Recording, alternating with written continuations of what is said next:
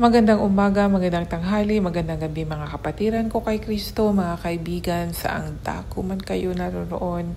Ang bidyong ito ay tungkol po sa pangalan ng ating Panginoon. Ayon po dito sa unang kronika, 16 na kabanata, versikulo 10. Purihin niyo ang kanyang banal na pangalan. Magalak kayo, kayong mga lumalapit sa Panginoon. Ang tanong ko po, alam mo ba ang pangalan ng ating Panginoon?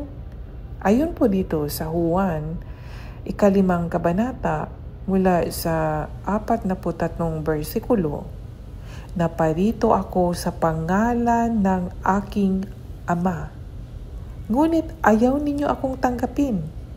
Pero kung may dumating sa sarili niyang pangalan, ay tinatanggap niyo siya. Sino ang tinutukoy dito? Mga kapatid, mga kaibigan, alam mo ba?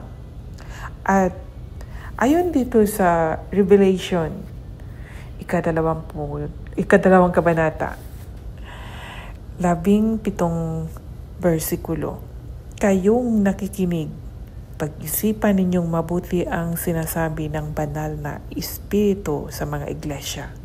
Ang magtatagumpay ay bibigyan ko ng pagkain na inilaan ko sa langit.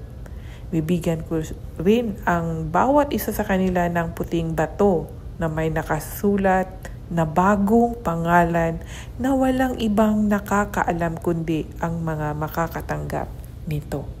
God bless po sa inyong lahat.